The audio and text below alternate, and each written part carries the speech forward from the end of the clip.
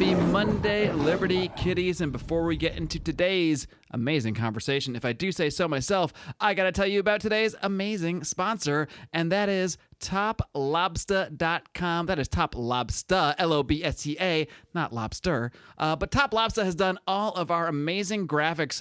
He did all of our artwork for August's debate month, and he also did another snazzy little piece of art for today's episode featuring Dave Smith and Jason Stapleton. They are dueling. They're having a sword duel, and it's freaking awesome and hilarious. You can check it out, of course. We've been posting that promo work on Twitter. You can, of course, also go to lionsofliberty.com to check that out. But he does so many amazing designs and makes truly the best Liberty merch you are going to find out there. I personally have the Scott Horton End the Wars t-shirt. It's a big hit at parties, my friends. There's so much merch. I guarantee, this is the Mark Claire guarantee. You go to toplobsta.com right now. You're going to find not just one. You're going to find a bunch of different stuff that you're going to want to buy, but you're going to find at least one. So go over there, get your favorite piece of merch, and have a little gift on us. 10% off your order by using discount code ROAR at checkout. Support our sponsor, support us, and get some awesome gear all at once. What more can you ask for, friends? Enjoy the show.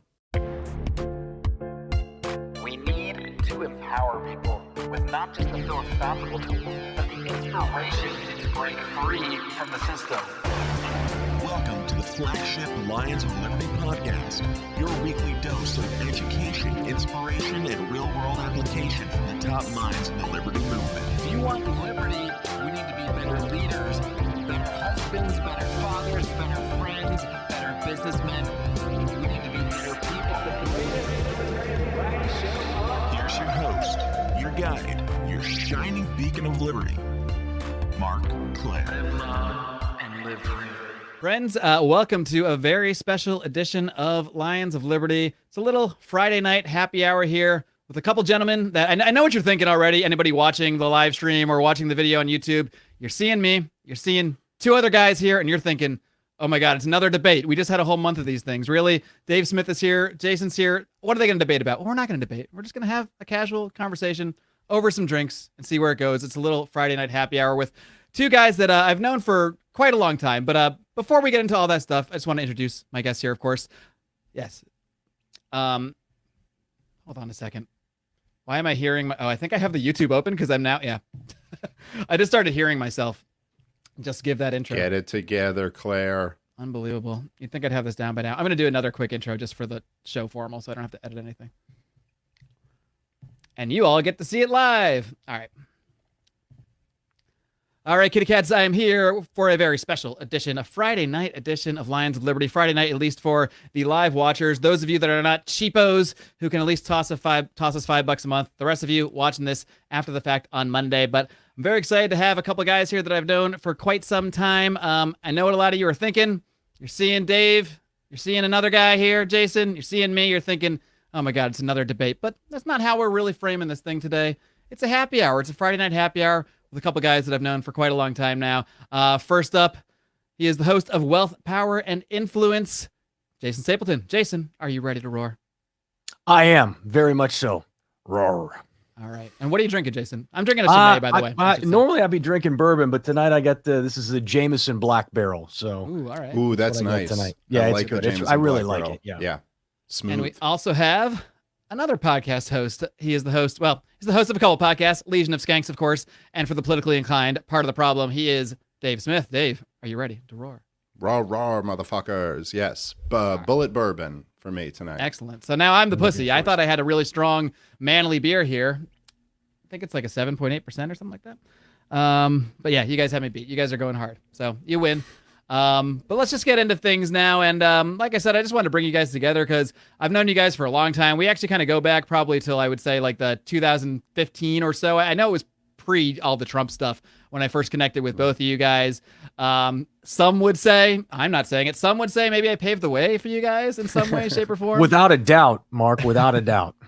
I do remember listening to Lions of Liberty like real early in my libertarian journey. I don't know when it was. I think you said you heard us like on the Daily Paul days, right? Yes. Yeah, I'm pretty sure that's where I first found you guys was on the I used to go on the dailypaul.com all the time. It was a great website for that time in Liberty. Like they'd always have whatever the latest video of what was going on and all this stuff. I remember finding guys like Niall Farage when he was first, just totally laughed at as this guy who's like, I think the United Kingdom should have independence. It was as ridiculous as like, end the Fed or something like that. Like that's actually going to happen. And then it all took off. But yeah, you guys were on there. That's right.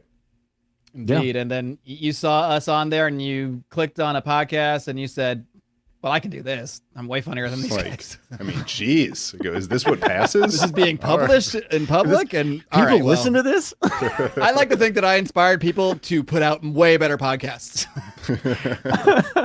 But here we are today, and I connected with. I think I invited Dave on the show back in maybe 2015 or so. We connected. Same thing with Jason. I think we connected maybe through like Podcasters Paradise when you were just starting your podcast. I had you on.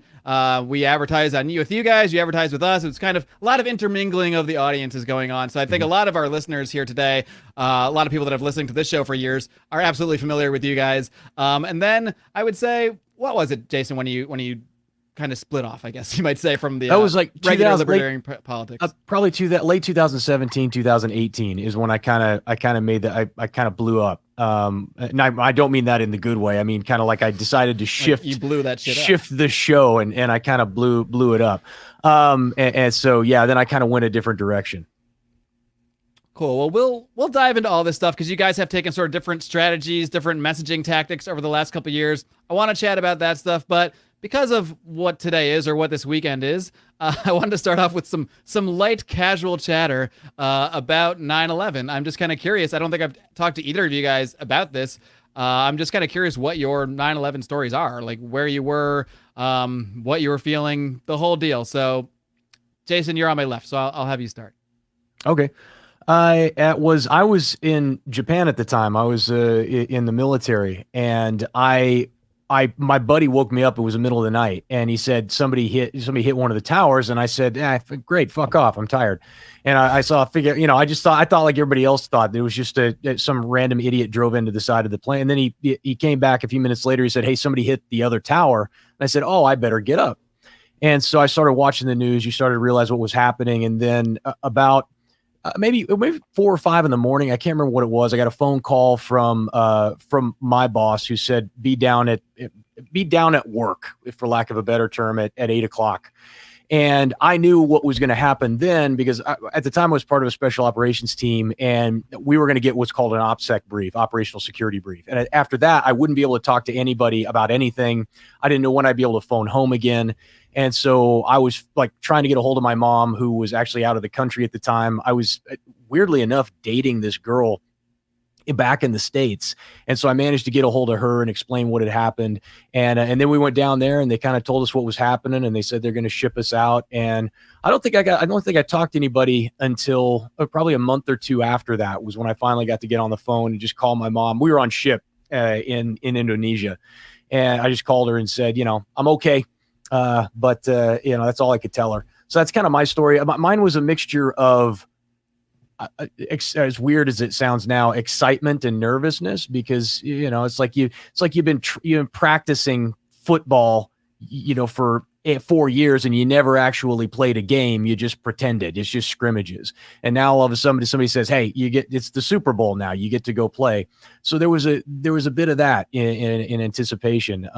But yeah, that's the short story.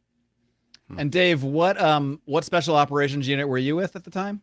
So I was in the SEALs. We were guarding Jason's team in Japan, just making sure they did everything right, didn't mess anything up.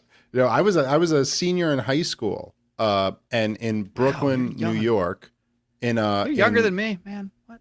I'm 38, so I was 18 on 41 on over 9/11, 20 years ago. Right. Isn't that nuts, dude? By the way, I was at a pharmacy the other day picking up a prescription for my wife, and the kid in front of me, they just asked his birthday, and he said it loud, and he goes, I just thought it was like a man, the man in front of me, and his birthday was 2000, and I was like, that guy can drink, and I was like, I have never felt so old. That someone born in the year 2000 I could meet him at the bar later.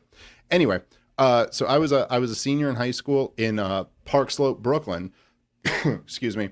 And so we, it happened, same thing like everyone, right? Like at first it was like, oh, some plane hit into the towers and everyone was like, oh, that's crazy. And then when the second plane hit, it was like, oh shit, we're under attack and all this. And one of the, like a group of my friends, maybe like 5 of us, we got one of the girls who had good handwriting to forge a letter saying that our parents gave us permission to leave school, and it just I thought you were worked. going to say forge a letter to say our parents died in the towers. I'm like, wow, that's forge fucked a letter up. to say we are responsible for the attack today and give us our demands. But so we left and we went to my house, my mother's house, wasn't mine, but we went back to my place and like turned on the news. But I remember walking. This was like maybe like it was like a couple hours later that we finally got out.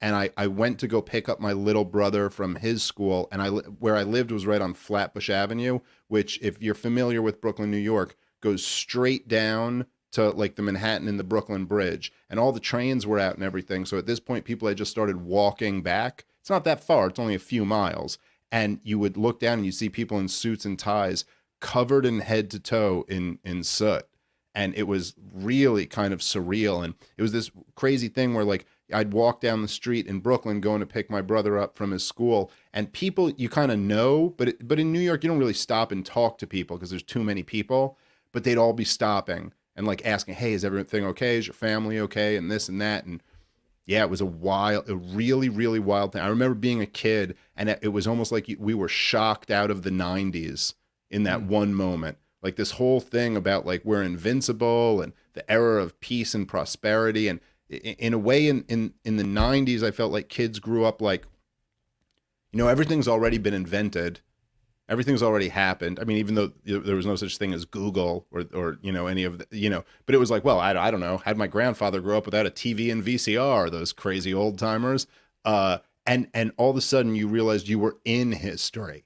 You weren't post-history. You were in the middle of a real historical thing. And oh shit, we're at war, and this just happened, and they hit us, and then of course, as I'm sure all 3 of us would agree, it led us on this trajectory to where America is today, and everything just going wrong after that, and but I remember that day very well. Yeah, I don't know. I mean, I know you guys didn't necessarily get into like the libertarian stuff until later, but for me, believe it or not, I was actually already familiar with Ron Paul at that time because a friend of mine, Howie, who's a part of the show, was a congressional page and met Ron Paul like when in high school. So he was actually telling me about Ron Paul all the time. So the ideas were in my head, but I didn't really think about politics in any kind of grand scope. But that day, I mean, I was in college at Penn State, so I woke up drunk or something, and someone just like messaged me, AOL Instant Messenger, I believe, and just said like, hey, turn on the TV. I was like, what? Why? Okay, whatever. What channel? And they're like, any channel. I was like, that's weird. And then that's when I saw like, the smoke. And then I watched that second plane hit and that tower go down live. And that really shook me. Like it took me out of like kind of reading about politics sometimes and thinking about it in sort of just a fun way as like a hobby, not as something that actually mattered at all, to like, holy shit, what is this? How does this even happen? And it really is what led me down the path to really becoming like a hardcore Ron Paul libertarian eventually, because I started reading all his commentary on what was going on the causes of it, and I was just like full bore on everything, and here I am. I've been obsessed ever since, I guess you could say. All right, well, speaking of some things I've become obsessed with, I'd say cryptocurrency and saving and investing are some of the things I have really become obsessed with in recent years, especially now that I have a family, I have a wife, I have a stepson, I got a long-term future to be thinking about. And of course, everyone is looking to invest in cryptocurrencies, but a big part of that problem, especially if you're doing it through one of these exchanges, is that you got to pay taxes on any of those gains. Well, guess what? That is where our friends at iTrust Capital come in. With iTrust Capital, you can actually trade and earn on cryptocurrencies completely tax-free. That's right. By doing so within an IRA. IRAs, Roth IRAs are one of the best tax structures out there, one of the best deals. I've had an IRA for years, and now I know I can go to my friends at iTrust Capital to start a cryptocurrency IRA. And it's not just cryptocurrency. You can also self-trade physical gold and silver in an IRA with iTrust Capital. It is really just the best deal going. You can invest in cryptocurrencies and precious metals for completely tax-free gain. Whether you hold these assets for the long term or you buy and sell with the market, iTrust Capital's IRA account provides the absolute lowest transaction costs and transparent pricing in the industry by far. So here's what I want you to do. I want you to pause this podcast, or maybe you can multitask. I don't know. I can multitask. I want you to visit itrustcapital.com to get your completely free insider's report on Bitcoin and crypto IRAs. This costs you absolutely nothing, and this report will have absolutely everything you need to know about the fees, security, 24/7 access, and so much more. And I want you to use promo code LIONS to get your first month for free. That's promo code LIONS. Again, head over to itrustcapital.com, use promo code LIONS, or head over to lionsofliberty.com. Find the show notes for today's episode, click on that link, get that free report, and start investing for your future today.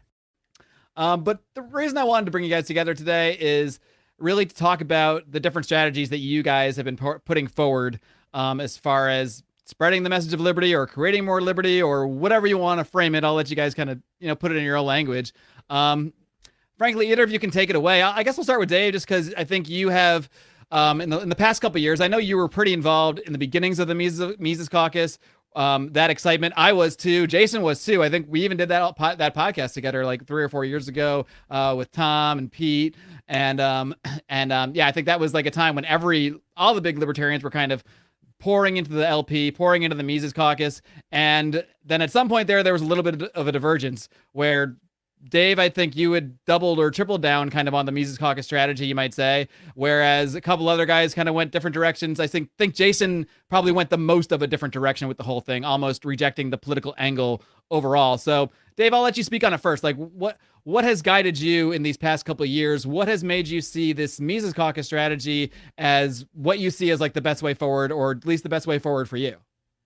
Oh, okay. Well, I guess that I think, as I've always believed, that if we want to see a future with more liberty, then I think that one of the many prerequisites for that is going to be that more people want liberty and that more people believe in the ideas of liberty. And I think that,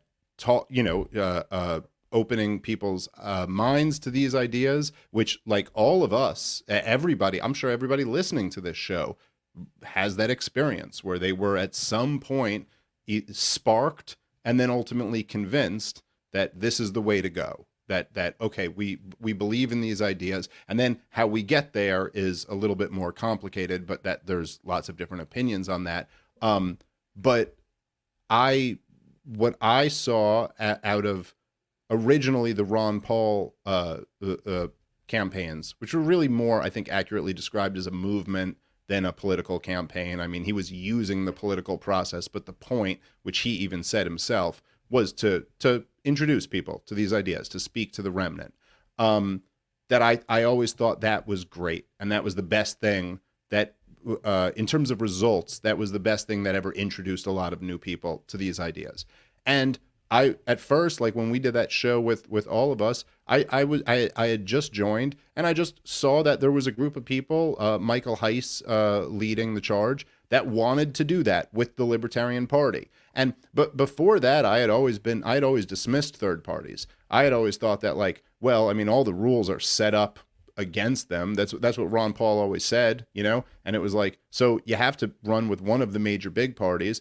But by 2016, I realized that more people than ever were focused on politics. Whether we like that or not, that's just the reality. I'm sure we would all prefer that politics were a very small part of all of our lives. But the reality is that more people than ever were focused on politics. And the candidates were the two most despised candidates in the history of polling. And then there's this third party that bears the name Libertarian that is supposed to be out there presenting our ideas. And I just watched Gary Johnson and Bill Weld, and it was impossible, I'm sure for all of us, no matter what direction, Jason, you've gone in and what direction you've gone in, Mark. I'm sure for all of us, it's impossible to not see the counterfactual when you look at the Gary Johnson, Bill Weld campaign and think to yourself, well, what if he was really saying it the right way? Like, what would this moment have been? And to even pose that question is to answer that question. It could have been an incredible moment, but it wasn't, because of the path they chose, and sitting there and just, giving all these kind of milquetoast answers, and ultimately Bill Weld kind of having this attitude of like, well, Hillary Clinton's just great and a good person, and we disagree around the edges, but Trump is this evil, whatever. And so I thought there was really something there. I thought there was really some potential there. And my mission or whatever, has always been to be a funny comedian, and then to kind of spread these ideas that I love and care about and think are important. And so I thought this was a really great way to do it. And at this point, I think the two major parties are so corrupt and dismissed and toxic to the other side that there's a real opening to go here with the Libertarian Party. And at this point, I felt like if all of the influential members of the Liberty Movement were to get on board with this, which they kind of did, that it would be pretty easy to be the dominant force in the Libertarian Party, which has kind of been coming true. And I think that there's real value in spreading these ideas, and that this is a great way to do it. So that's, I guess, where I'd start. Dave, let me ask you a question. Do you think that politics is necessary in order to advance the message? Do you think that you need a political vehicle to bring people to the ideas? I don't know that I would say it's necessary or that you need it, but I would say that it is a tool that can be used for that. So I think that if you look objectively at what has brought the most people to these ideas, it's politics, which, by the way, I will say there's something tragic about that. I wish that wasn't the case. But if you look at how most people were introduced to libertarianism, the overwhelming thing you'll hear is the two Ron Paul presidential campaigns in 2008 and 2012. You'll actually hear some of the Gary Johnson, some of the Harry Brown, some of the, like that. That is the reality of the situation, is that most Americans really think, and this is becoming less and less true, but most Americans really think about politics once every 4 years when there are these presidential races, and then kind of go back to their stuff. Now, over the last 18 months, I'll grant that that's a little bit different now, where politics is so ever present. So I don't know that it's necessary. I've changed a lot of people's minds and introduced ideas through non-political means, but I think it's a great tool for doing that. And what would you say is the MC's primary mission? Is it to win elections, or is it to simply spread a message? I think that in terms of winning elections, there's probably a lot of people who want to target local elections that are winnable, and I think that's great. But if you're talking about on a statewide and certainly on a nationwide election, I think the goal is to introduce these ideas to people and to really galvanize, the people around a movement. I think that's what, certainly what I'm pushing for, and I think the vast majority of the Mises Caucus is interested in kind of using this as a platform to spread our ideas. I remember I went to the LNC in 2018, and I spent a lot of time with Michael Heiss. I went to the Mises Caucus Bash. Lions of Liberty did a whole bunch of interviews there. And when I came back from that, I think it was right after I came back from that Jason invited me on his show. I think it was still the Jason Stapleton program at the time. And I kind of like recruited you too, because I was so excited about it. And I sort of sold you on the idea. And I think it was pretty shortly after that where we had that sort of summit podcast of all of us. And so you were excited about it at one point, Jason, or at least excited enough to sort of hop on board, get on that podcast, like express your interest in the Libertarian Party and pursuing, seeing at least where that avenue could go. So I'm kind of curious, like when and where did that change for you? What exactly made you think, okay, maybe this isn't something I should be putting my time into? Yeah, I think I probably maybe be the most misquoted guy when it comes to this stuff. People kind of tend to read whatever they want to about what my opinions have been. And for the record, I have no objection to the spreading of ideas. I love that. And I think in terms of being able to articulate the value set that we have and I guess the principled people in our movement, there's nobody better to do that than Dave. Absolutely not. What I object to, I object to that message needing to go through a political party or a political system. And the easiest way for me to explain it is what I really have is a very deep aversion to authoritarianism. All right. Now, I imagine if you asked every single person in the Mises Caucus today, every single one of them would tell you that they have that same aversion. And yet, it is exemplified right now. They are in the process of doing exactly that inside the Libertarian Party. So they have decided that the answer to the problem is for them to take control of as many local party affiliates as they can, so that they can then bend the will of the Libertarian Party away from where it's pointed now and back to where they feel it should be, so that they can then gain control of the entire party and put forward candidates that then maybe can go to Washington and then seek to enforce their will on other people. Now, you can say we're going to do that for the right reasons, that we're doing that and we want to give power back to the people. But you can't get around the idea, that the notion that that's a form of authoritarianism that I disagree with. Now, if they had done something differently, the Mises Caucus has said we disagree with everything that the Libertarian Party stands for now, and we're going to start our own party, and this is what we stand for. And if you believe in us, come here, and we're going to build from scratch. That would be different, but that's not what they're doing. See, what they're doing is they're using the infrastructure that's already there and that has been built. And they've got a couple of people they've got some people in there who are trying to turn the screws on the local affiliates, the chapters, whatever you call them, in order to take control of the party. Now, I don't care the reason why you do it.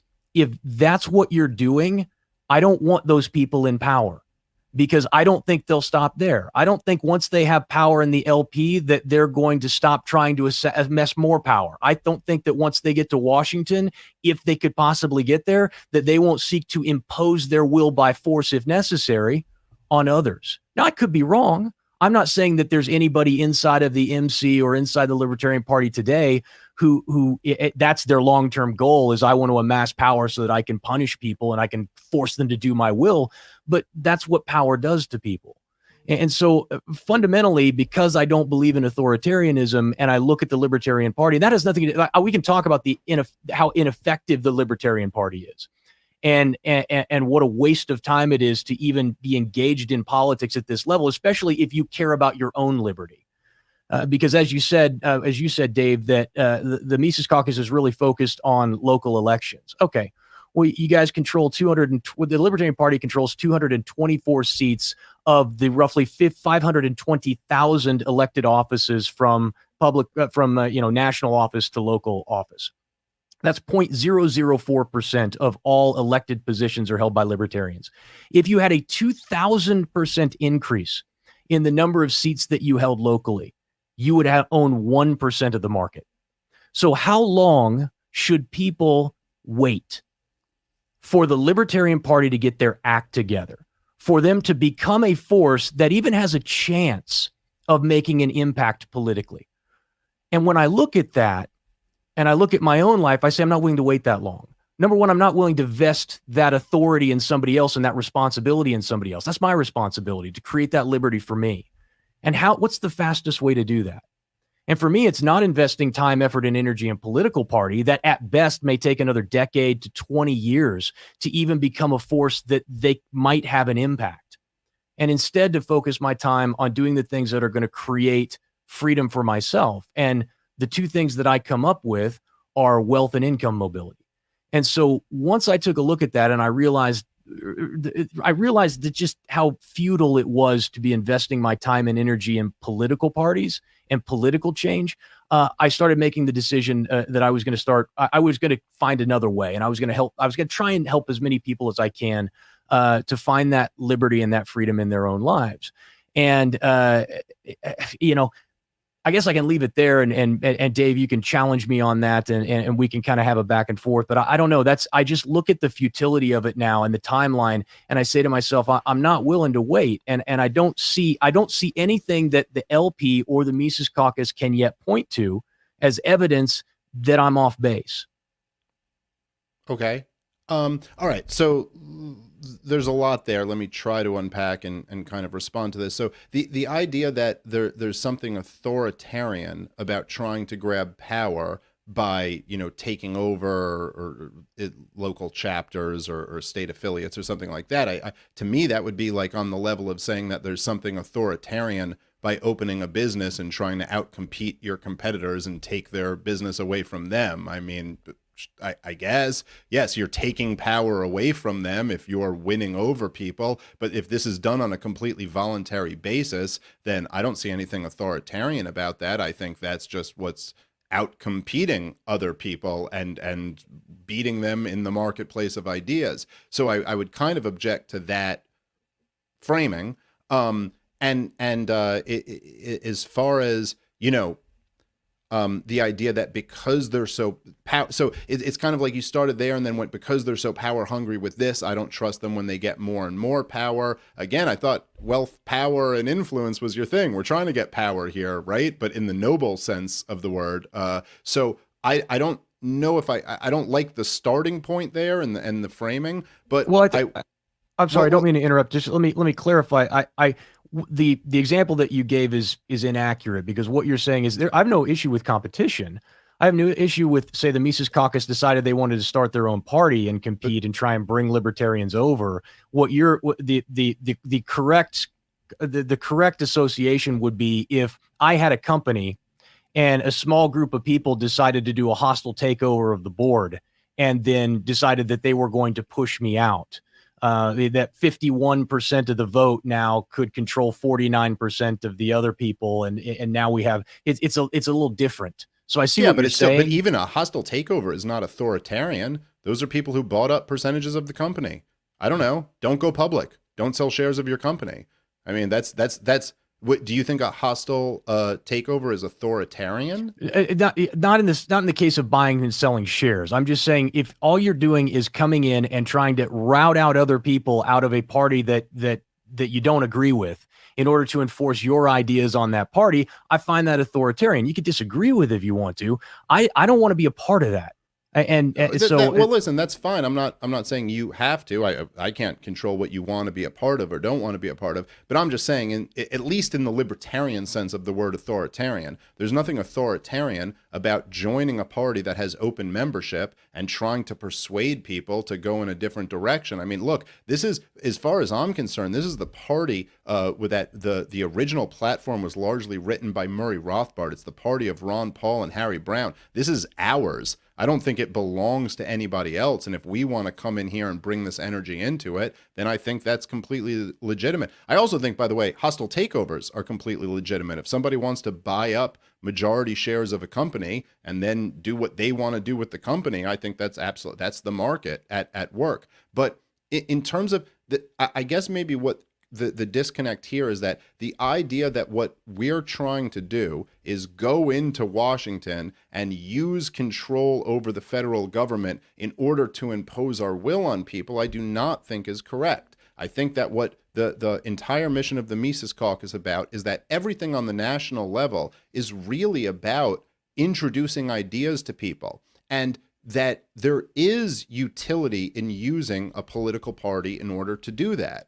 And in the same way that Ron Paul used the Republican Party in order to do that, there's so many people. I mean, I know, Mark, you're one of the kind of exceptions that found Ron Paul, way early through your buddy in college. But I mean, come on, dude, if you talk to your audience, how many people were introduced to these ideas by the Ron Paul presidential campaign? So in the same sense, we're just saying that is a legitimate tool to use to introduce these ideas. And then in terms of like local elections that we're trying to target, those are great ways to, if you can find local elections that you win, and whether it's through the Libertarian Party or the Republican Party or whatever, if you can get a little bit of freedom for people in their lives, I don't think that the idea of equating using like on the local level, using political power to give people more liberty, that the idea that we're equating that with authoritarianism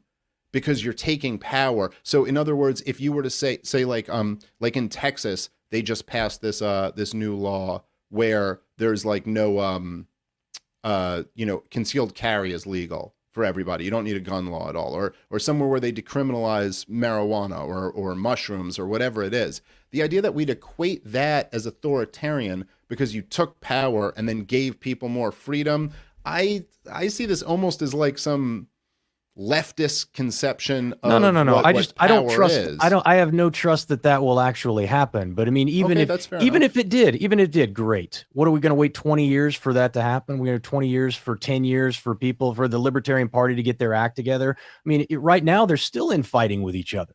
They're still hissing and moaning together like they always have. You know, there's Dave, lots of like infighting. We're infighting on this podcast right now. I mean, yeah, you're right. And here's like the thing, right? And this is like what I think has always been right at the heart of the libertarian message or the anarchist, the ANCAP message or anything like that, is that yes, but compared to what? So you're right that probably this isn't a solution tomorrow, but I don't know. Look, I think all three of us would agree that the authoritarianism of the United States of America and their government is a real problem. And I doubt any of us have a solution that will solve that in a day. So yes, things take time, but no, I mean, what we're looking at is that we are, the Mises Caucus has basically already become the majority of the Libertarian Party. Oh, look, I have no doubt that the Mises Caucus and the people who run that caucus, their power, their influence, and potentially their wealth all advance as the party grows. What I reject is that your average Joe libertarian who signs up to be part of the party is going to see any of that come to their door. They're not going to see any wealth or power or increase in their own lives because the party can't deliver that. And it won't be for potentially ever. So why would anybody waste time on politics when they could be spending their time actually creating it for themselves? Well, but the promise of the Mises Caucus is not that you're going to get rich off of it. I'm not claiming that anyone's going to get wealth or power off of it. The idea of these people who are getting involved is because they care about these ideas. And I'm telling you that on the path we're going, by 2024 is when we're going to spread these ideas to a lot more people. So you're applying your own desired outcomes to why other people are joining this movement, but that's not why they're joining. It's not like anyone said, like, join us, you're going to make $1 million off of this. The point is that people care about spreading these ideas. As I know, Jason, my friend Jason, you cared so much about spreading these ideas yourself, so you definitely understand why people want to do that. So that's the goal. The goal is to wake a lot of people up, and I think there's tremendous value in that.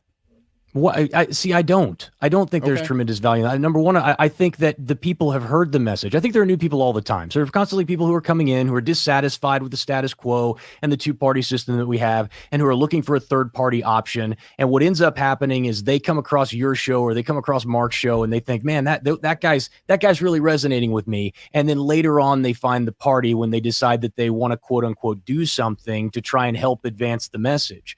But the reality is those people aren't really doing anything to create any liberty or freedom in their own lives. They're just not, because the party itself is ineffective. And the Mises Caucus, whatever gains that it has inside of the party, even if they control the party is still impotent. It still can't accomplish anything. And so with that said, all I say to people is, you can be involved in politics if you want to spread the message, or you can do what you did, what I did. You can actually start a show and you can go out and you can do it for yourself. I don't care how you do it. What I'm telling you is one way is ineffective and one is effective. If you want to focus on controlling the source of your income, making your income mobile, if you want to focus on continuing to create better skills for yourself, rare and specialized skills that have value in the market, that's what's going to create the most amount of freedom for you the fastest. If you want to put your faith in somebody else like a political party, go for it. But I'm saying it's a lot like dieting. You can eat shit all day, and if you work out hard enough, you can still lose weight.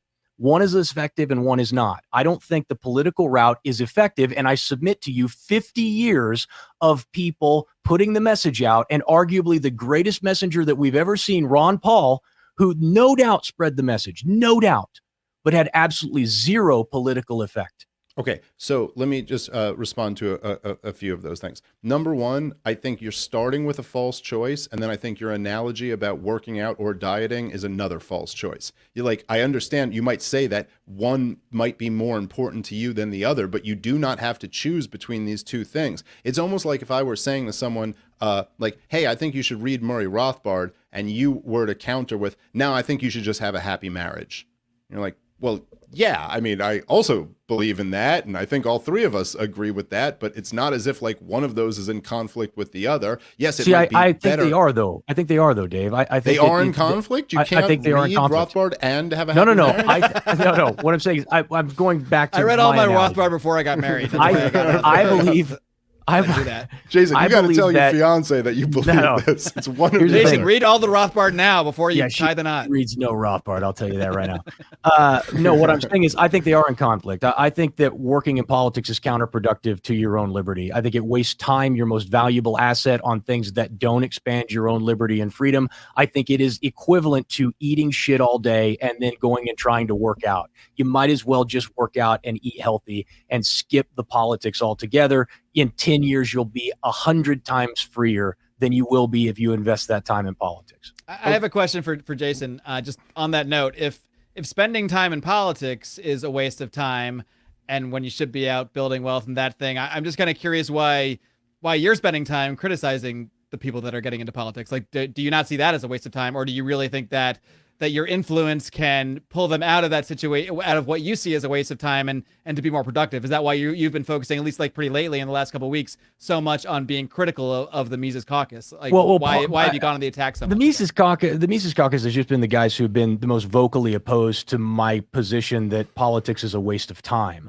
And so I've just been pointing out they've been talking about, we've got this movement going, we've got momentum, and no, you don't. You really don't. I know it might feel that way because y'all are there together, but if you look at the numbers, it's kind of like the hysteria around COVID and children and vaccinations. It's like it's not a threat to kids. Like, I don't know what numbers you're looking at, but there's no measuring stick by which you can say children are at risk for COVID, right? Same thing's true for the Mises. I don't care what you're feeling right now. You're not having momentum. You're not in a movement. It's a small group of people inside an ineffective party that are starting to gain a little headway. Okay, fine. That's great.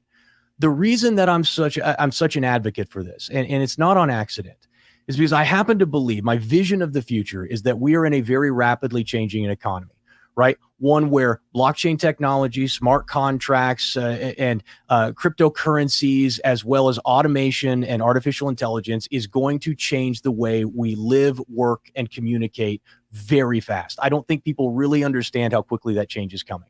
We're talking about, we can foresee in the next decade and into the banking system as we know it through the issuing of smart contracts and autonomous organizations, right? This is something that banks are already talking about and trying to figure out what they can work with. You're talking about millions and millions and millions of people who will be out of work. No more loan officers, no more, real estate folks that are handling negotiations. It's all handled by smart contract, right? So I believe that we have a very narrow window for people to start taking control of their own lives and creating a little bit of freedom for themselves.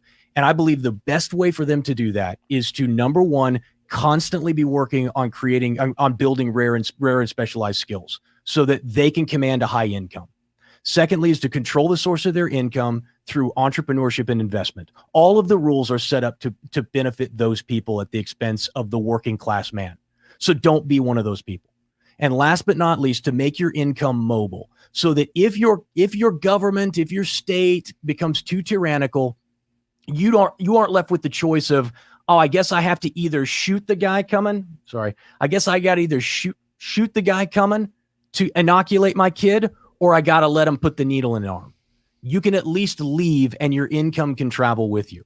Okay. Now, I wholeheartedly believe it's not a line for me. I believe it, and I believe it's coming, and I believe it's going to hurt a lot of people. And you can see it this week, especially how quickly totalitarianism was at your door. And I see all the people who are like, what are we supposed to do?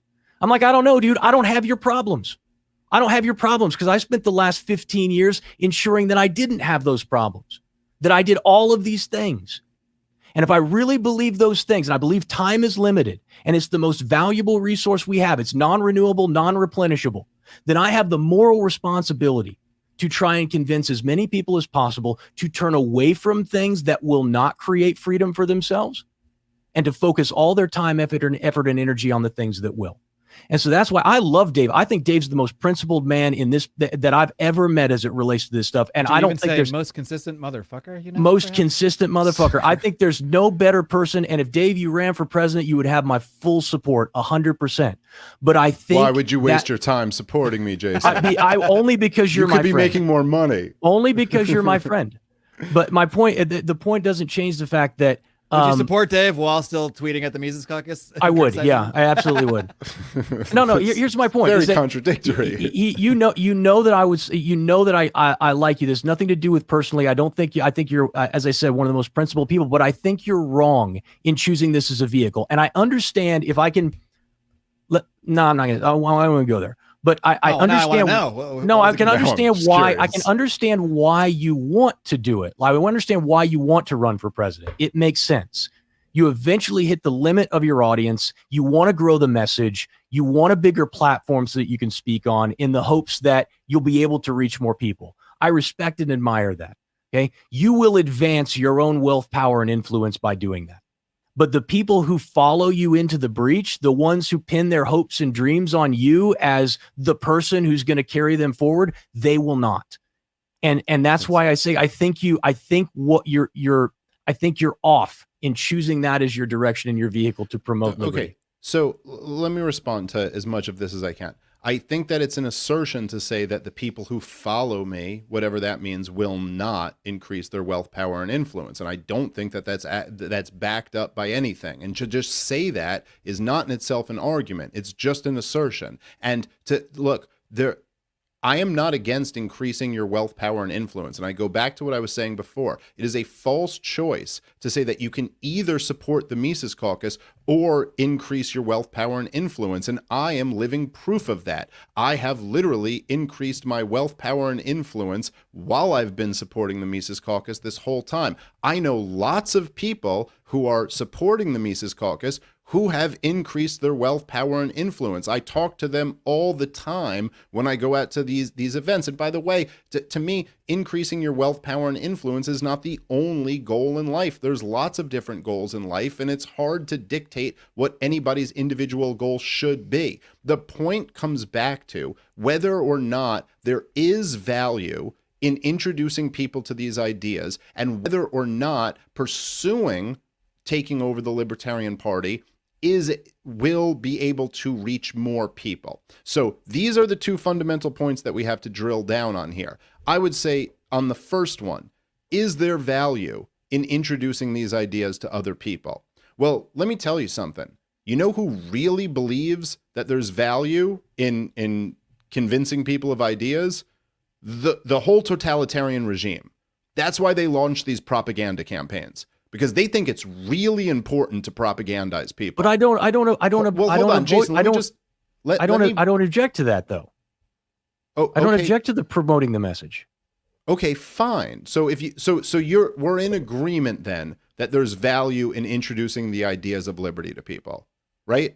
Yes. So you're saying you don't object to that at all. Okay, so what I would say, just building off of that, is that I actually think that is highly important. That's one of the most important things we can do right now is wake more people up, to red pill more people, as Michael Malice or Neo the One would say. I think that is, to me, above all, because the truth is, no matter how much wealth and power and influence you have, if this thing spins out of control as bad as it might, and you're talking about how there's going to be men at the door with needles and you have wealth so you can avoid that, and you know what, to be fair, I have wealth, and so I've been able to avoid a lot of the shit that's gone on in the last 18 months. Believe me, it is not lost on me that my family's been fine over the last 18 months. And I know a lot of other people in this country have not been. And so that's something we should acknowledge. But if it gets to that point, who the hell's to say that it won't get to the point where your wealth can't protect you from that? And especially with what Joe Biden said the other day, we don't exactly know how much that can protect you. Believe me, when countries really spin out of control and things really get bad, even rich people can get dragged through the streets. So we don't exactly know what will protect us and what won't. So if we're together on the idea that spreading these ideas are very important, then the conversation comes down to, is utilizing a political party valuable in spreading these ideas? Well, I'll tell you, since I've been utilizing this political party, it has done nothing but help. There's people like Joe Rogan and Tim Pool and Kennedy and Greg Gutfeld, and there's a whole bunch of really influential people who, as soon as I was attached to a political party and flirting with this idea of running, were like, oh, wow, so you'd be an option. And they take it way more seriously then, and then all of the people listening take it way more seriously. So again, look, I'm an anarchist. I agree with you in spirit that, yeah, politics shouldn't exist. But while it does, and while people are so hyper-focused on it, it can be used very effectively toward what we both think is something really important, waking people up. And look, let me say one more thing real quick, just on the message of, on the idea of waking people up. You know, it's easy. It's like the Bastiat, the seen versus the unseen, right? There are these things that it's easy to see everything that's happened and say, well, this has been a failure this whole time, right? Like waking people up hasn't done anything. Ron Paul didn't do anything. But there's also the unseen. And there's lots of things that could have happened already by now that haven't, because there was mass pushback from the population. And by the way, if there was not pushback from the population, they would not need to spend this much energy on these propaganda campaigns, and they would have done way more. There would be a national vaccine passport by now if there was not pushback from the population. There would have been another Iraq war in Syria, as we all know, around 2013, if there wasn't mass pushback. And the biggest one to me actually is the SOPA bill, which I don't know if you guys remember. The SOPA bill was around 2011, 2012. I mean, this conversation right now would not be happening. I don't know if you guys remember the original SOPA bill that was proposed was that the government was just going to regulate the internet. And it was under like the guise of anti-piracy laws or something. But they were going to just say the feds had the right to shut down whatever website they wanted. Forget cancel culture and getting banned off Facebook or whatever. All of this would have been shut down. But there was mass pushback against that, and they backed off. There's a reason why they float these things out. There's a reason why Biden didn't just say, oh, it's a vaccine mandate for everyone. He said, it's a mandate for companies over 100 people, or they have to take a test. They're always trying to feel out the population. And anything we can do to wake more people up and to get more people opposed to that is valuable. By the way, just to be clear, I also think it's valuable what you're doing. I'm not against what you're doing. I think it's really valuable to get people to increase their wealth, their influence. I think that's a wonderful thing to do. I have no beef with you doing that. I don't have a beef with you like changing your kind of like theme of your show to go do that. My only issue with you, Jason, is that you're attacking my people for what they're doing. And I feel like if I were to say, you know, if you convince some guy that everything you're saying is right, and he needs to increase his wealth, power, and influence, and he's bought into exactly what you're saying, and he goes out and he's going to start this new company, and he's got a bunch of investors, and he goes, man, this is crazy. I've raised a bunch of money. Like I just raised $500,000 to go start this new company. And I started tweeting at him, and I was like, you haven't made one sale, you loser. Oh, you raised $500,000? That's no power. That means nothing. Wouldn't you kind of look at me and be like, dude, why are you going after my people? I'd say you're right. He should keep his mouth shut because all he did was raise a bunch of money. And that didn't mean he's... Would you really though? Yeah, I would, because he's not successful yet. He hasn't done anything. He's raised money, which there's something to be said for raising money. But I mean, you haven't made a sale yet. You haven't produced anything. You haven't maybe he's about to. Maybe he's about to make a bunch of sales. Well, then he should talk shit after he's done that. And that's my opinion for the Mises Caucus. It's like, look, maybe you guys will be the be-all, end-all. Maybe, as I said before, I told you online, I said, I hope if anybody makes me eat my words, I hope it's you. But, you know, There's a lot of people talking a lot of shit, and they got nothing to hang their hat on other than. I don't agree with that. I don't think they have nothing to hang their hat on. I think that they have inspired a bunch of people to get excited about these ideas, and that is valuable to me. Like that is very important. Believe me. Listen, it's not like the whole battle of the culture is right at the center of all of this stuff, and I don't think we should just dismiss that. The idea that, and I also disagree with you when you say we've been trying this for 50 years. I don't think we have. I think that this project is since 2007, and it all started with Ron Paul. I don't think that before that you could really compare anything to what the true principled libertarian message is. Even if we compare from 2007 to today, you can't really point to any Libertarian Party success or Mises Caucus success.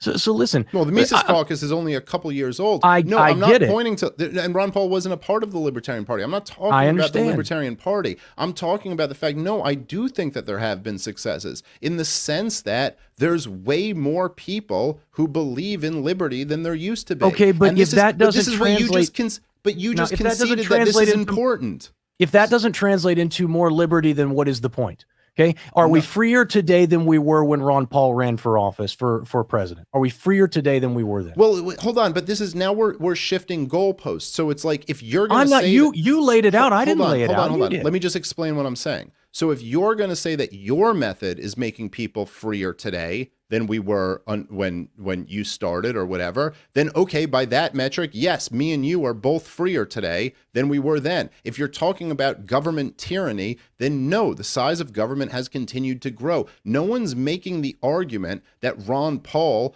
grabbed the reins of power and has rolled them back since then. That's not the argument that we're making. But you agreed earlier that spreading these ideas are important. And if we're talking about, not to convince them to take political action, to convince them to take the reins for themselves and to start creating that freedom for themselves, to show them a path that can actually produce that freedom for them. Okay, because here's the problem. Here's the problem. Yes, tyranny has continued to increase.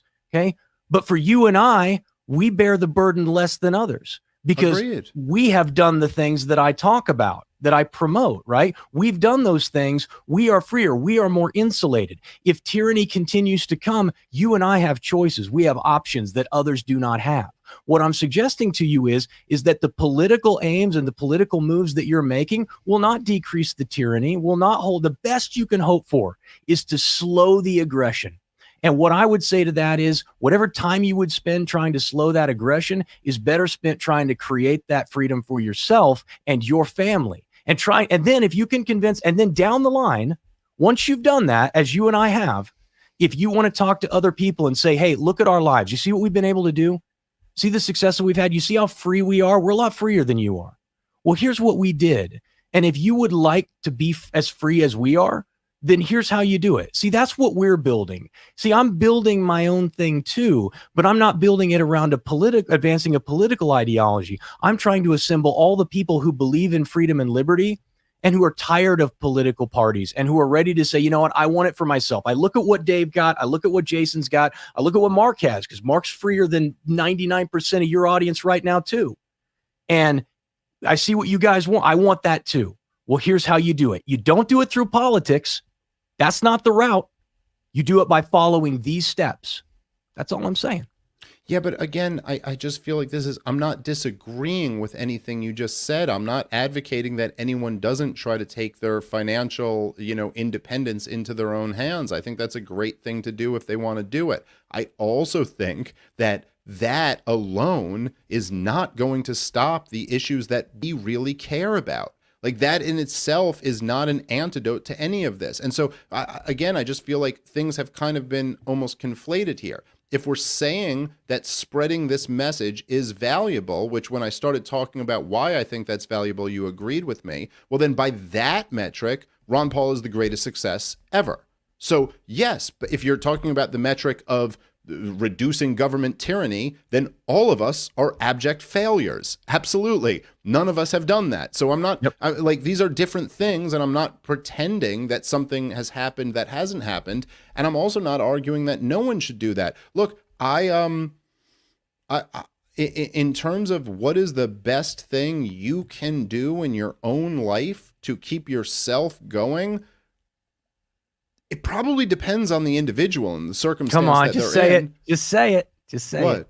Just say it's control the source of your income. It's make it mobile. It's rare and No, that's specialized not. Well, skills. that's Just not tell what I was gonna. Yeah, but Jason, that's not what I was gonna say. Like, that's really not even where I was But going. why with not? this. Then Like, what is? Then what is? What is the most important thing that somebody who is concerned about their own liberty and their own freedom can do forget their own- today?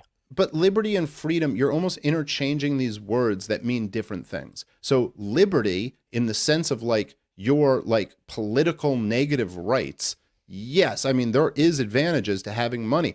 Like I said, look, I used to be broke and now I have money. It's better to have money. I'm not arguing that. It's better. Like on I think we can all drink to that. Yes, like a lot better, right, Dave? Like yes, a super lot better. I completely agree. Yeah. No one's fighting. My message has never been, guys, having money sucks. Burn all that money. I'm not arguing with you, but at the same sense, it's like it's way better to have a happy marriage than an unhappy marriage. But I'm also not. That's why you can't read Rothbard in your marriage, you know. But I'm also not like giving relationship advice, because that's just not like what I'm interested in talking about. What I'm interested in talking about are these ideas of liberty and like. But by the way, you could make a strong argument that having a happy marriage is more important than any of this liberty shit, because that's going to give you. Hold on, let me just finish. Because that's going to give you a freer life, if you want to use the word freer in that sense. So yes, there are other important things in your own life, but a lot of this like liberty shit that a lot of us are talking about is not simply that we're concerned with ourselves and our own well-being. It's that we're considered with the plight of other people who are going to be caught in this mess. And like I said before with the examples I gave, there is power in waking people up, and they can help other people as well. So it's not just about that, but yes, absolutely. If there's somebody out there who's like, hey, look, I am about to make a huge fucking deal where I'm going to start this company and make millions of dollars and give myself all of this freedom, so I can't go knocking door to door for the Mises Caucus. Maybe they could cut a check to the Mises Caucus or something. You know, okay, sure. I'm not telling you have to do that. But then there's other people who are in different situations where they're like, oh, you know, I actually can go out and knock door to door and kind of introduce people to these ideas. And if you've already acknowledged that it's important to introduce people to these ideas, then maybe somebody who's in that situation, who's like, I don't know, whatever it is, where they do have that freedom or free time, then maybe that is important for them to go do. So again, I'm not against anything you're doing, but to make it black and white as an assertion that this won't work and this can't persuade people, I mean, all right, you said you'd like nobody else to make, you know, you eat your words. I'm telling you, dude, we're going to make some noise and I'm going to enjoy it when you do eat your words. But it depends on what your words are. And what would the metric be? I'm curious. Well, let's just, if there's a huge movement of libertarians, I don't know if you can, I don't even know how you would measure it, but here's my point. Right. That's exactly right. And I actually don't. I don't know how you measure it. And if we can come up with a measurement, I'm happy to do it. Listen, this is what I really want to get across to people is that it is unfair to position me as someone who doesn't care about other people.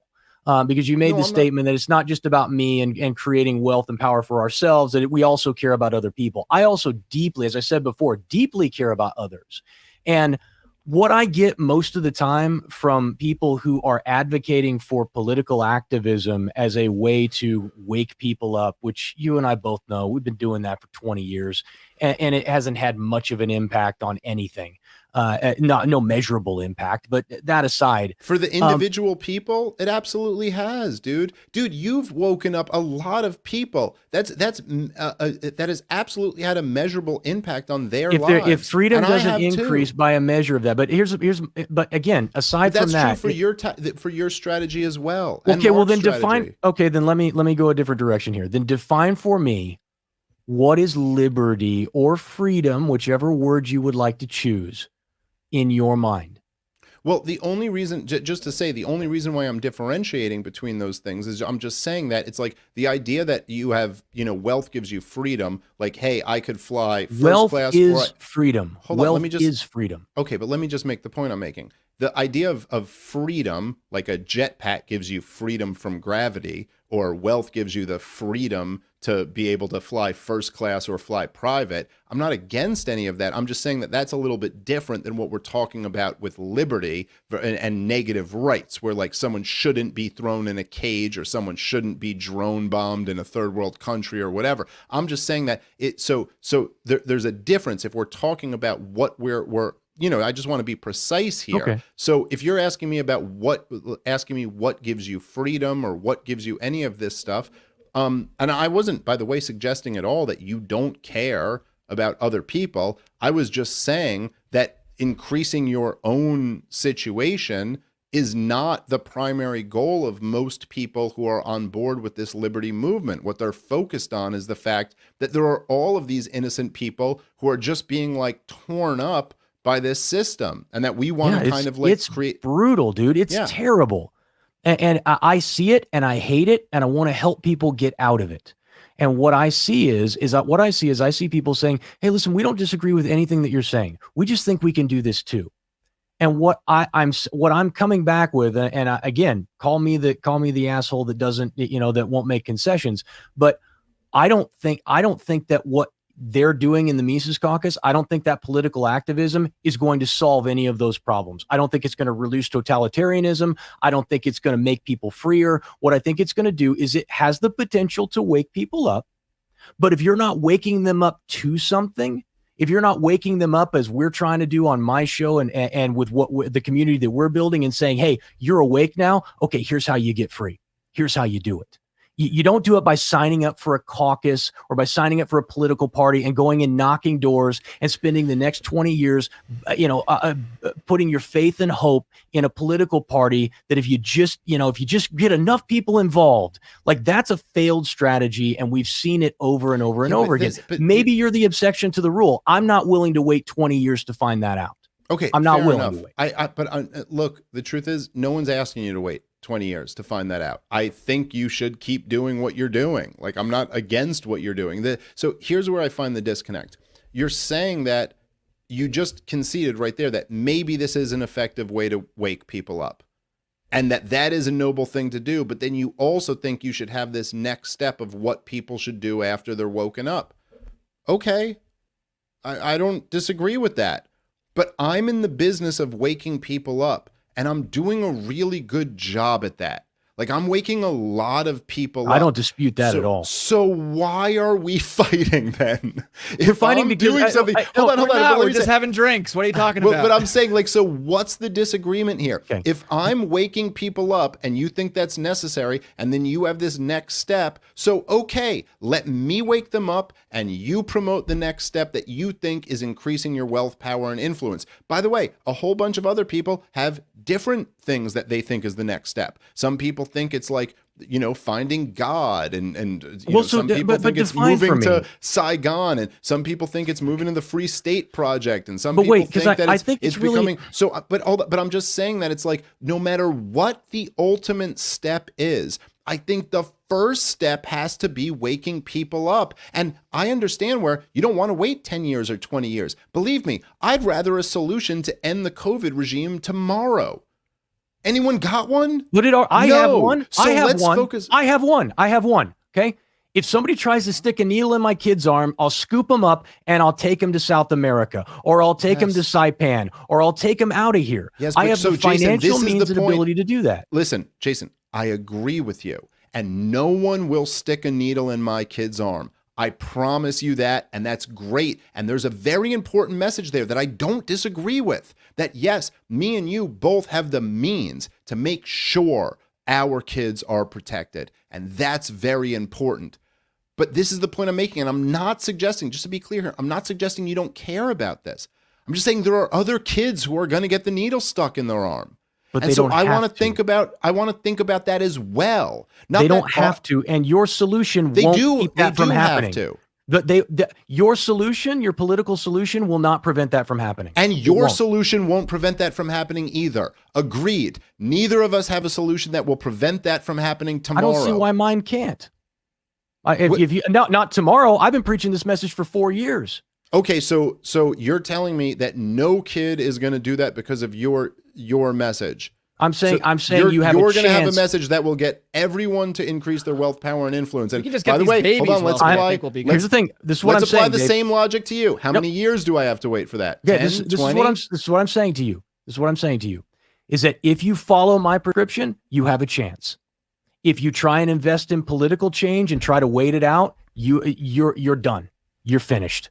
All right, guys, before we wrap up here, I got to let you know about one of our great sponsors, our longtime sponsors at Lorenzotti, Italy. If you are a fan of coffee, if you like a nice fresh cup of joe to wake up in the morning as I do, you're going to want to check out our friends at Lorenzotti, Italy. They deliver fine, premium Italian coffees right to your door in these nice little tins that look so wonderful sitting on your counter there. And if that weren't all enough, these guys are great libertarians. They are Patreon supporters of this show. They are absolutely worthy of your support. If that all wasn't enough, these guys do more than just sell coffee. They also help other entrepreneurs set up their own coffee businesses, help them acquire equipment, acquire financing, everything they need to start their own coffee business, start their own coffee shops. So you definitely want to check them out for that reason if that's something that's been on your mind. Either way, just fantastic people at Lorenzotti, Italy. Amazing people, fantastic people. You'll want to support them if you're fans of the show. Heck, even if you're not, if you're listening to this by accident, check them out anyway. They have great coffee. Lorenzotti, Italy. You can find them at lorenzotti.coffee. That's LORENZOTTI.coffee. And you do not want to forget your Lions of Liberty listener discount. Just use discount code ROAR for 10% off your order. I'm curious, Jason, how is your criticism towards this strategy, is it only because it's political, or is it because it's political as a caucus in the Libertarian Party? Would you feel any different if this was like a movement in the Republican Party, or is it really just politics overall? No, it's just politics in general. It won't make any difference what political So you'd say party the same it thing runs if this through. was like the the best Mises you can do. caucus GOP or whatever. Yeah. No, the best you can do is tinker around the edges. That's the very best that you're ever going to be able to do, regardless of the political party, because the two primary ones we have now are already owned by a group of people, a group of elites that have money, who have power, who have influence, and who use the state in order to execute their will. So if you manage to get in there, all you're going to do is now you're in that cabal. If the Libertarian Party ever reaches a point where it has any power or influence, it will have to submit to that same group of people. It will have to. If you disagree, you can disagree. I agree with you. Okay. I actually agree with all of that. And I think the idea of, particularly if we're talking about the federal government, I think the idea of getting into the federal government and then like being this, which I do think has been a real flaw in the libertarian mindset for a long time, that we're going to elect the right people to the federal government and they'll get in there and kind of turn all these things around. And even as much as I was not a fan of Trump, and I think that he was a bloviating ignoramus, as Gene Epstein would call him. But even with that guy, you just see the example where he got in there. I mean, he was completely boxed in by the bureaucrats and the deep state. Couldn't and all do of this. anything. And I mean, the idea. And then if you really were that good and that smart, as I've said before on this show, I think you would end up taking a fucking ride through Dallas and you'd commit suicide, convertible. 3 shots to the back of the head. Yeah. So that certainly isn't my argument. I do think, however, on the more local levels, there are real freedoms that can be won for people. But to your point, that is kind of tinkering around the edges. But that's not anything to laugh off or shrug off. I mean, if somebody's, if you, as Michael Heiss has accomplished, he was able to convince his town to decriminalize mushrooms, and he got the towns around him to do that too. I mean, hey, those are some lives saved. Probably people's lives are ruined over these laws, so that's a really noble thing to do, and I think that's fantastic. And we could go through a lot of different examples of laws here and there that have really helped people. So that I don't want to downplay that, but I do get your point that the broader picture. This is what Ron Paul always said, that we're in the business of kind of speaking to the remnant, and this federal authoritarian fascist government, if we're just going to be honest, and after Joe Biden's speech yesterday, I mean, let's just call it what it is. This is a fascist government. This is going to play its course, and the best we can hope for is that enough people are aware of what bullshit this whole thing is, and that it can dissolve peacefully. Like, that's the ultimate goal here, is that there's some option after the collapse. And I would agree with, I've heard you say this, Jason, like way back when it was the Jason Stapleton program and before the Wealth, Power, and Influence. But I don't know if maybe you've changed your mind on this, but I don't think you have. But that it's like, yeah, look, there's a lot of people in the libertarian movement who are always like betting on it's all going to collapse tomorrow. It's all going to collapse tomorrow. And we get a little bit ahead of ourselves on that. And I don't know that that's going to happen. But there certainly is something unsustainable about the course that we're on right now. And whenever this ends up, coming to a head, it's not going to be the end of the world, but this system is going to have to either morph into something else or revert or something. And the possibilities when an authoritarian system is facing impending doom are like, it goes out like the Nazis did, where you genocide a whole bunch of people, or it goes out like the Soviets did, where you just kind of peacefully dissolve. And let's pray that we go out like the latter and not the former. But I think we're in a much better position if we can have some type of mass movement who believe in liberty. And I think that as you've agreed, in this discussion, that it's valuable to convince people to believe in liberty. I think that let's say, hypothetically, which is going to happen, that the Mises Caucus takes over the Libertarian Party. And let's say, hypothetically, there's a really great presidential candidate who's on this show right now, who's really good at explaining this message to people. I think we can create way more people who believe in these ideas than we currently have. And I think that's better than what we have right now. So it's not that I'm promising a fix-all solution to all of these problems, but truthfully, none of us have a fix-all solution to any of these problems. I think that what I'm selling is better than not doing it. I listen, I love and respect you. I just think that your efforts would be better spent in other directions, but we just disagree, and that's okay. If you're going to bring a whole bunch of people to the message, and my hope is that they will see the folly in trying to spend time in political arena, and that they'll start focusing on their own wealth. And I'm going to do everything I can to try and convince people to not be spending time on advancing political party and ideology, and instead increasing their own liberty.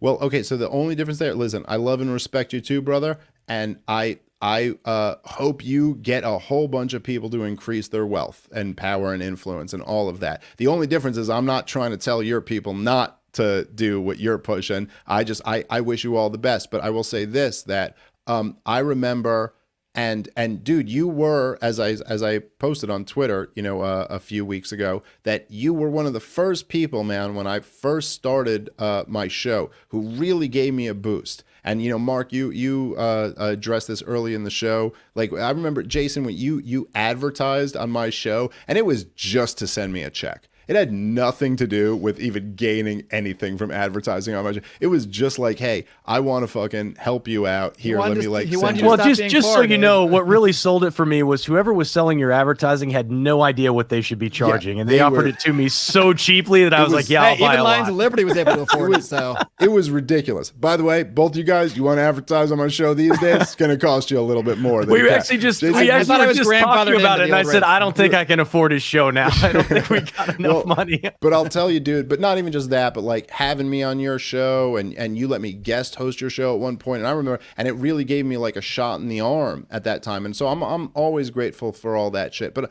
I'll tell you also that I remember the first time we met face to face, because we had done like podcasts and stuff. Austin Peterson's thing. So it was in Kansas City. Yep. And we were at Austin, and I don't know why, I just have a weird memory for all these things, but I remember getting in a conversation with you where you were talking about, at the time, we got in a whole conversation. I remember finding it really fascinating. And you were talking about like the psychology of marketing and like how like businesses grow and like all this stuff. I just remember like really learning from this conversation where you were kind of like, look, this is how people like promote things, and this is how they really grow, and this is how people increase their own financial wealth. And so I think, my guess, I don't know, and I haven't like completely followed all of the, you know, direction that you've gone in the podcast in the last couple of years, and not anything against the podcast, just that I've been busy as shit, and I used to listen to the Jason Stapleton program all the time, and I just had a lot more free time back then. It's not, you know,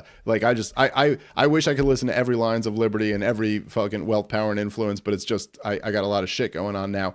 But I think you were always fascinated with these ideas. Like, they always fascinated with the ideas of kind of like how people create wealth and all of that stuff. And I think that's great. I really have nothing against that. Look, man, Harry Brown to me is like a hero, and he wrote that book, you know, How to Be Free in an Unfree World. And he also ran for president on the Libertarian Party, you know, platform on the Libertarian Party.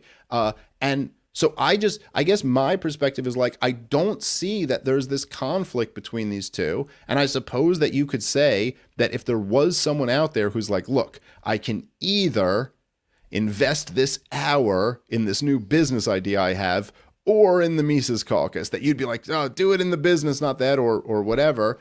And okay, that might be true for some people, but I think that all of us, my thing is like, you absolutely, to go back to what I said earlier, that it's like, should you like have a happy marriage, or be good to your friends, or be involved in the Libertarian Party? It's like, there's no conflict there. Get married and read Rothbard. We can do both. Yes, that's all I'm saying. Make your wife read Rothbard by force if necessary. By authoritarian That force. is my point. But that's all I'm saying. So I don't see, so nothing but love and respect for you too, brother, but I just don't see the conflict here. And I think that you are right in a lot of ways that, yeah, to protect yourself from this impending, you know, totalitarianism, you need to put yourself in as good a situation as you possibly can. I completely agree with that. All right, and thank you for so much, and to all of your success. I'm so grateful for you, so happy for that, and like I said, there's no better person that it could have happened to than you. But in my mind, I look at everything we've been through since we started on this journey, and we all basically started about the same time. Mark a little bit sooner than the rest of us, but we all been on this road about the same time.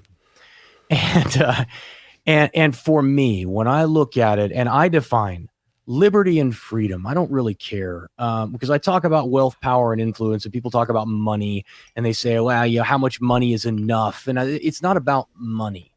See, for me, freedom is the ability to do what I want, when I want, where I want, with who I want, for as long as I want, without consideration for the cost. To me, that's what it means to be free. Okay? The easiest way for someone to create that in their own lives is to control the source of their income and make that income mobile. Okay? Wealth, in a sense, is freedom. It's what provides me those things. If you have a different definition of that, then I'm not going to be for you. If you're trying to change the world, I'm not going to be for you. Okay? If you're trying to wake people up, I'm not going to be for you. I'm for the woke. I'm for the people who say, I'm awake, now what? Now this. And so we're on opposite ends of the field.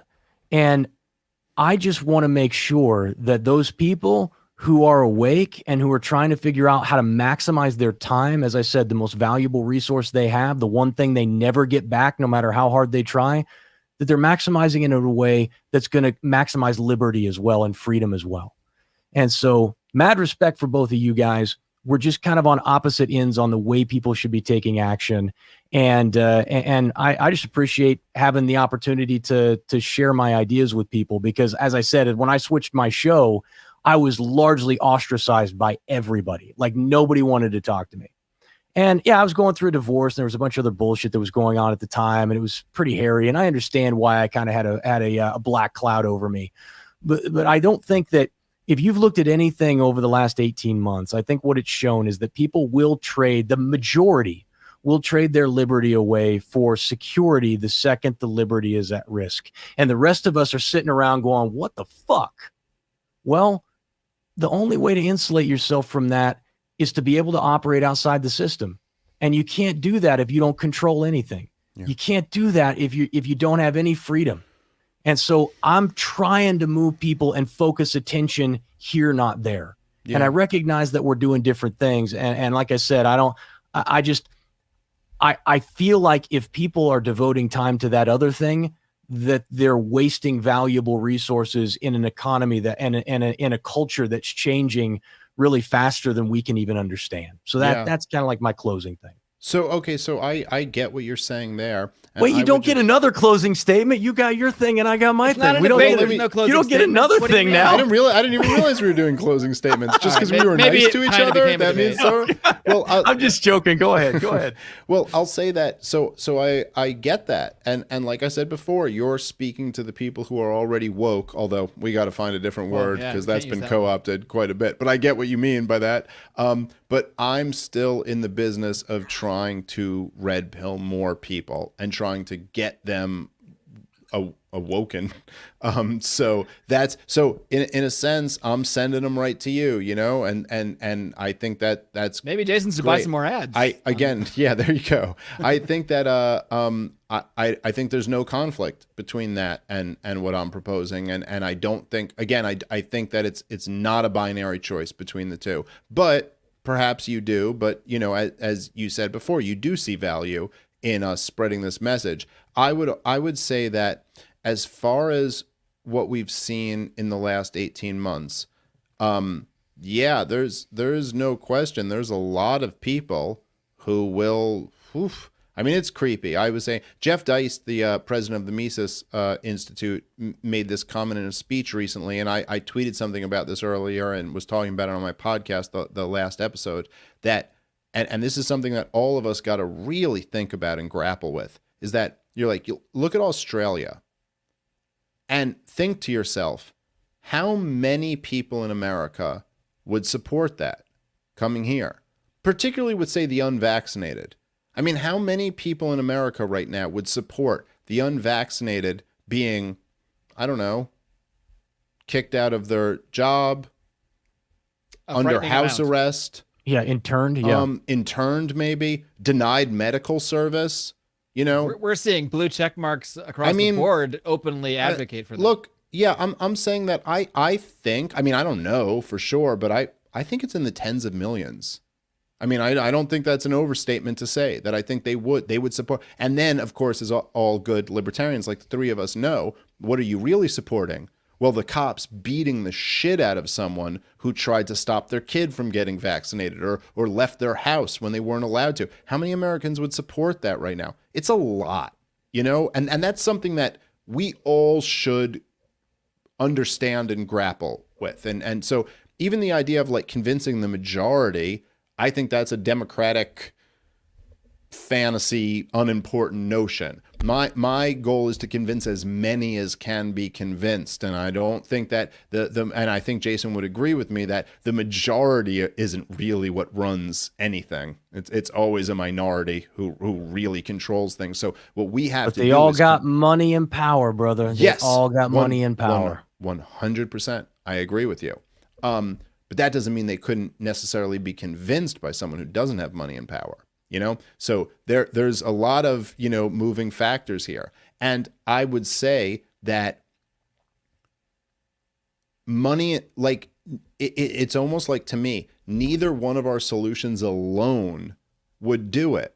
There's like a lot of things that would have to line up to actually solve these problems. And just money and power isn't good. Look, if you're talking about freedom in the way that you define it, and I accept that definition. I think it's valid. Americans today have more wealth and freedom. We have more billionaires and millionaires than a society 100 or 200 years ago could have imagined. It would be magic to them. But we're still dealing with all of this stuff. It's not like that solves it on its own, and it's not like my solution solves it on its own. There's like, you need kind of a combination of all of these things. And so I just think that we should continue to, I think you should continue to push forward with what you're doing, and I should continue to push forward with what I'm doing. I'm not against it, dude. I'm not like again, dude, I got nothing but love and respect for you. My only beef is that I think you should stop attacking what we're doing.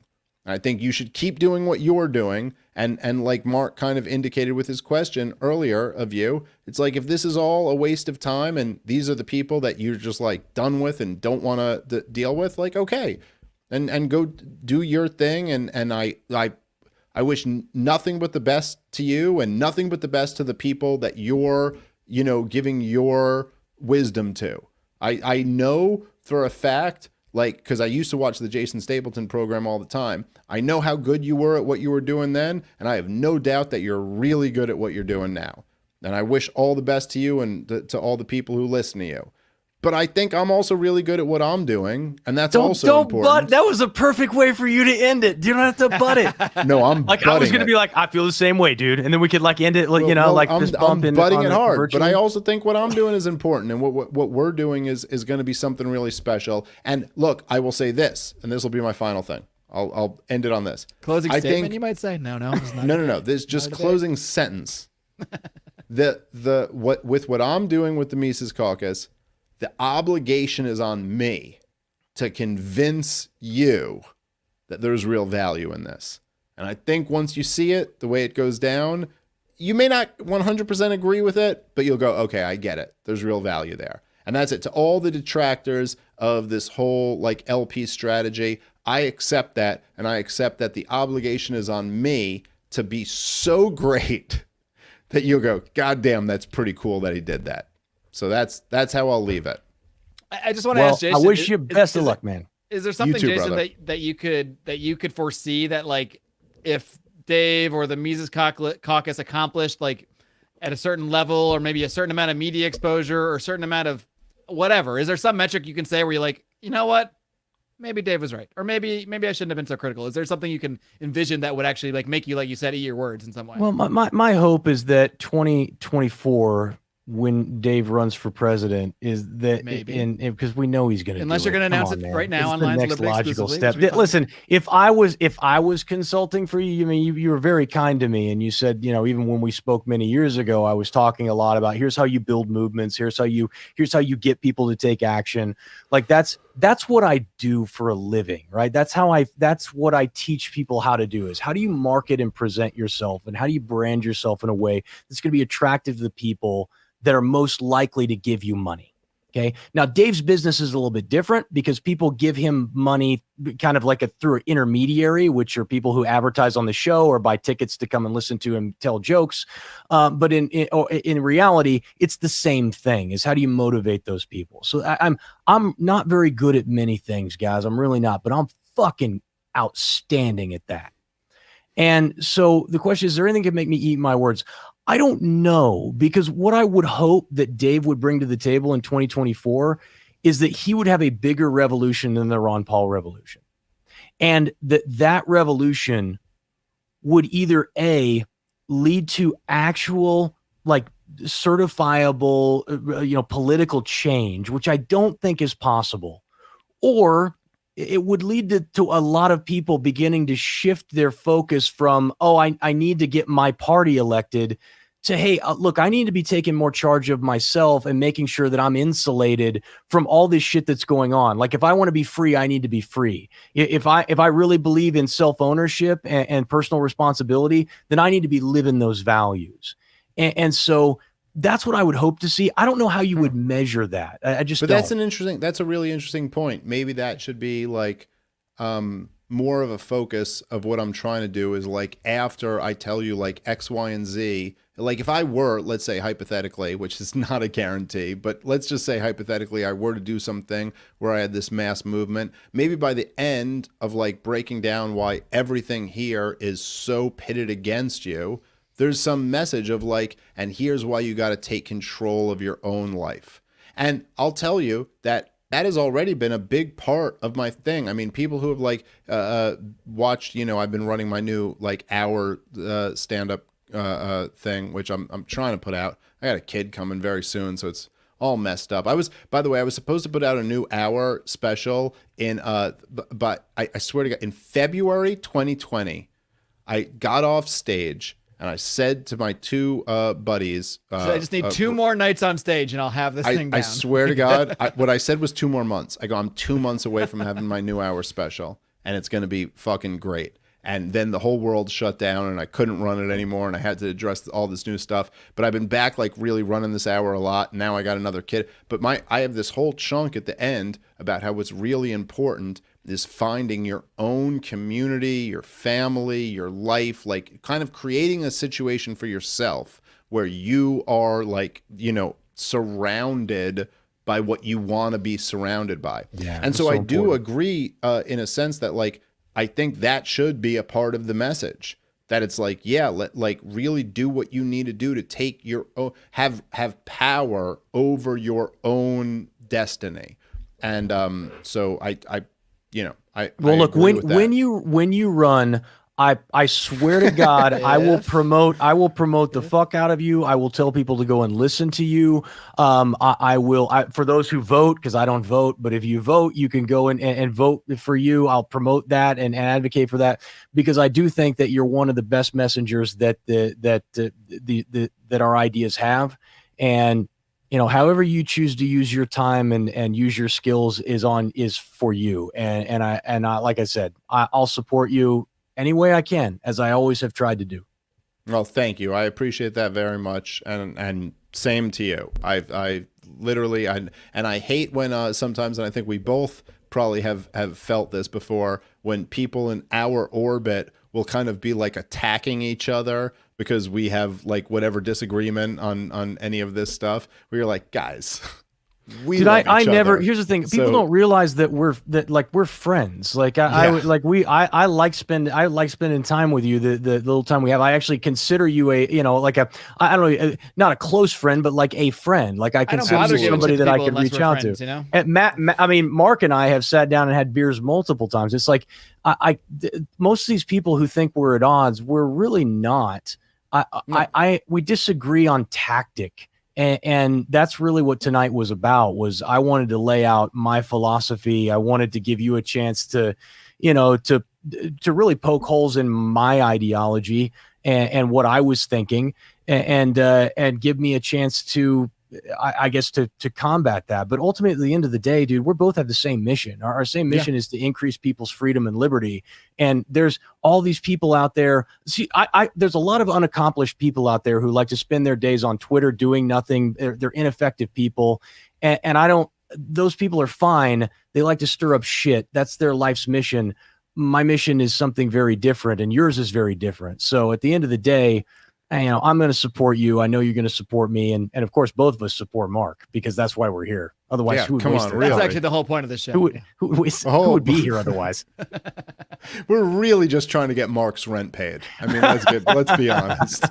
It doesn't take much. I'm about to be in Mexico for a while, so my rent will be right, man. So there all right, you guys. go. Well, I think this is a good kumbaya moment to wrap things up with. So not a debate, kind of became sort of one, but I really had a blast, mostly listening to you guys talk about this stuff. But, I'm one of those people, as with all this stuff, that, well, not every debate.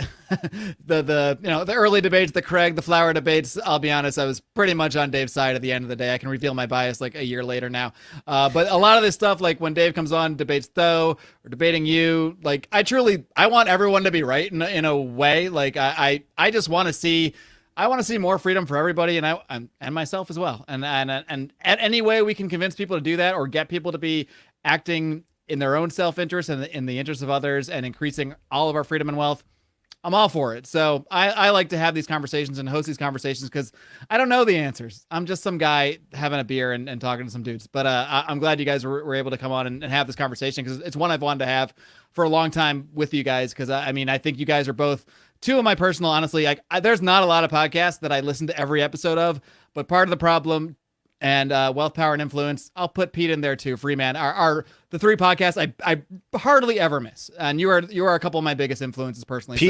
Pete's the man, by the way. He fucking the man. Goddamn dude, for him getting that thing about China off on Tim Pool's show was so cool, man. Yeah, I just loved that. Shout out to Pete Quinones. Indeed. All right. Well, this episode is sponsored by Free Man Beyond the Wall. Check it out, everybody. Thanks, you guys. I really appreciate you coming on. Keep up the great work. As always, keep on roaring. Live long and live free.